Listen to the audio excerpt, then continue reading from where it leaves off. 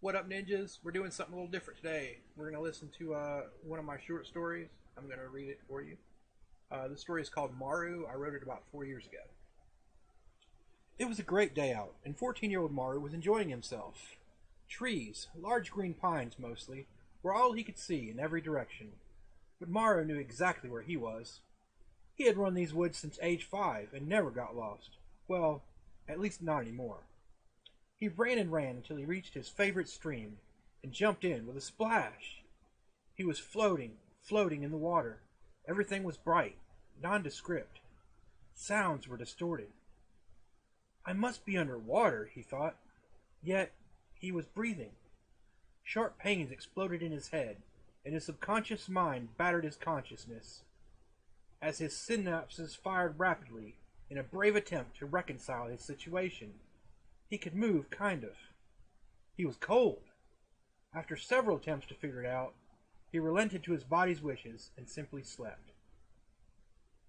A soft melody of cricket song greeted him upon awakening. It was fairly dark, but his eyes quickly adjusted. Somehow it seemed brighter than it should be, but he couldn't explain why he thought that, or why it was so. Nevertheless, he surveyed his surroundings and was not, as he had previously guessed, underwater. He was lying on a mattress in a room. The walls were solid, made of what he assumed was sheetrock, and there was a nice open window in one of the walls. The sweet smells of pine and evergreen wafted into the room, helping to soothe his rapidly beating heart.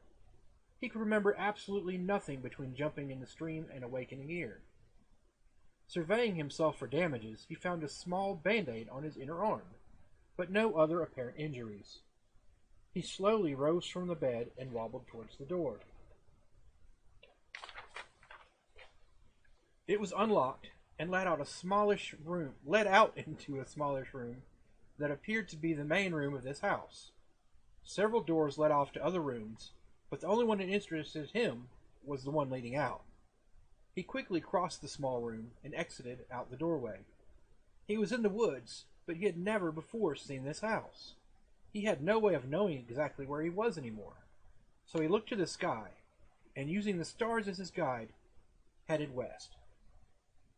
Several hours later, Maru arrived at his own home. Sweating profusely, half from exertion, half from pure blind panic, he teared up upon seeing his familiar blue house sitting there on the hill. His parents were crazy with worry, but were mostly just glad to see him. Over the next week, he felt ill with nausea and headaches and stayed bedridden for the most part, while he attempted to remember something, or somehow make sense of this mess.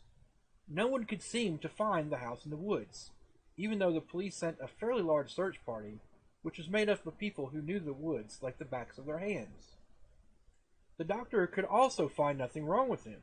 He appeared by all measurements to be in perfect health. He knew his parents and others doubted his story, and it grieved him that his only evidence was his memory and a small bandage. His parents hounded him for the truth, assuring him he would be in no trouble if only he was honest. One day, as he was feeling better, and his parents reluctantly gave him enough trust to leave their sight, he found himself once again in the woods. Naturally, he once again also made his way unerringly to the stream. He headed east, searching for any clue of the house in the woods. Several hours passed to no avail, and he was hungry. He was furious at himself. Did he make it up?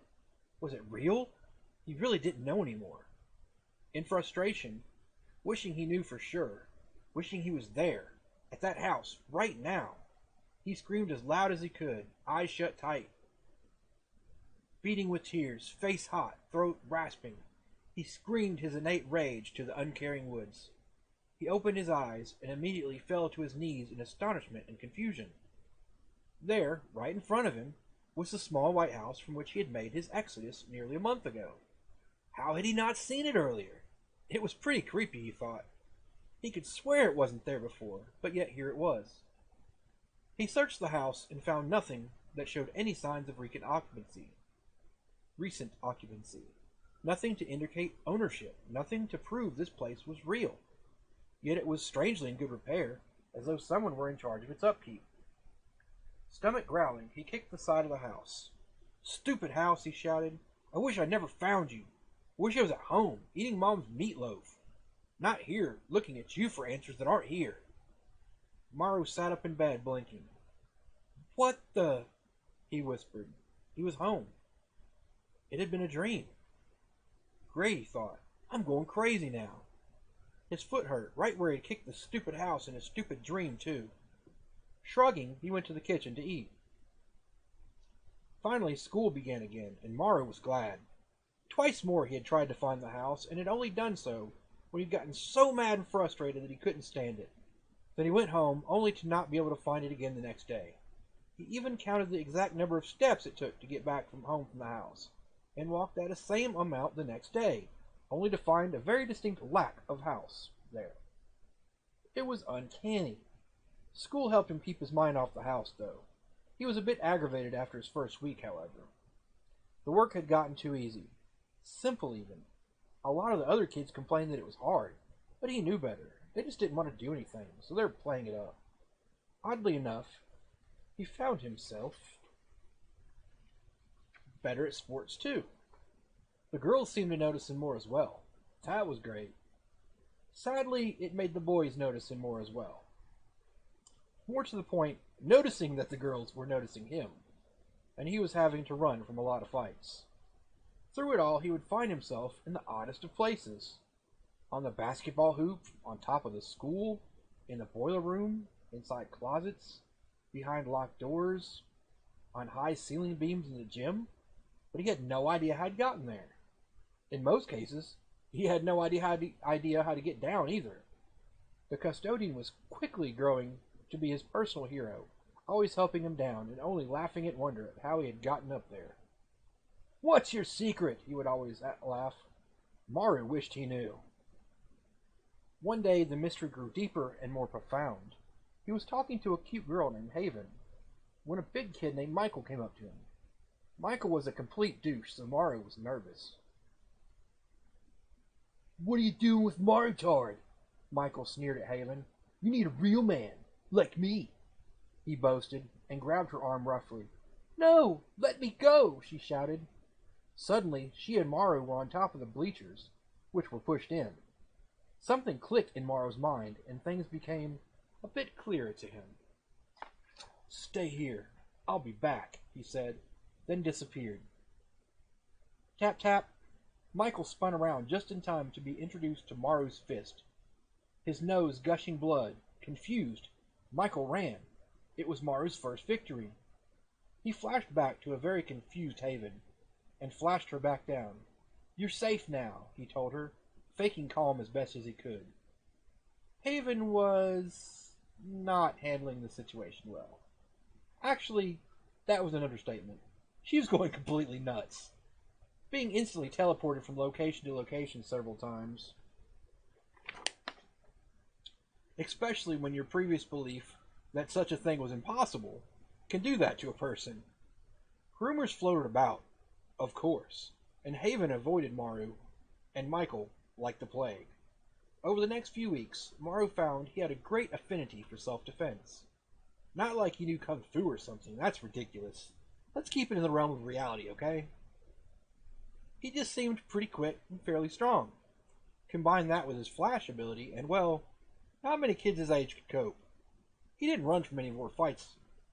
Of course, he didn't provoke any either. He wasn't that kind of kid, ever. He realized he had to be careful, so he kept flashing to a minimum in public. He eventually started experimenting hardcore with his new ability, flashing as far away as he could, which was quite a distance, as in several states at a time. He found it fatiguing, however, to flash farther, and rapid jumps also quickly added up. It was like it sapped so much energy based on distance, and he could only do so much before he was worn out. 24 hours later, his reservoir of energy was full again, though.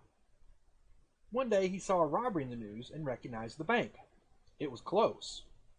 He went and grabbed an old Halloween mask from a few years ago and put it on to disguise his face. Imagine that. It was of President Reagan, but it would do. He grabbed a bat, and flash, he was inside the bank. Flashing and swinging, he went at the three robbers. After a punch to the face that nearly floored him, He realized that adults fight quite a bit better than children. Even so, a few minutes and many near scrapes later, the bandits were all lying in the floor. The hostages weren't sure what to do. Some assumed the police had filled the room with some kind of hallucinogen. Let's face it, if you were held hostage by three armed bandits, and a kid wearing a Ronald Reagan mask wielding a bat suddenly teleported in and started wailing on them, you'd doubt your sanity too. The media went crazy. And every explanation from aliens to secret CIA robots to angels was offered. Maru ate it up. It was just too funny. Several more times he helped in small situations, throwing himself into danger. Over the next few months, he steadily fought or stopped a stream of crimes, from burglars to car thieves to finding missing people. So many, in fact, that if I were to list them all in their details, I would need more time and paper than I care to imagine. However, one day the biggest challenge yet loomed. A large building caught fire and many people were trapped inside. He was scared, but so many lives were at stake. He flashed there, started grabbing people and flashing them out. People were panicking and some fought him off, not realizing he was there, helping them. His silly homemade mask didn't help things, to be sure. Smoke was everywhere, burning his young lungs, but still he soldiered on. Flash, flash! He saved 3 small children.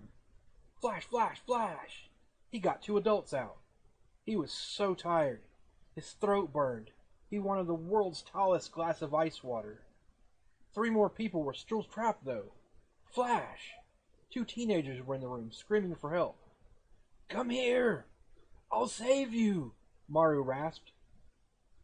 How are you going to save anyone, shrimp? One asked, coughing. The flames and smoke were everywhere. Maru couldn't get any closer.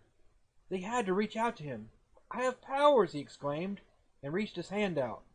They argued as smoke and flames devoured the room. Finally, he touched one of them and flashed him out. Quickly flashing back, he tried to grab the other one. What did you do to my friend, you monster? He screamed. I saved him. He's outside. Give me your hand, Maru screamed. Maru saw the boy's hand move and felt pain. He fell to the floor, bleeding. The boy had hit him with something. A beam, maybe. He felt sick. The boy was screaming now as the fire took him. No, Maru sobbed, but it was too late. He tried to flash out, but the blow he had taken was the last straw. He had no more energy. The fire consumed him as he screamed in pain and anguish.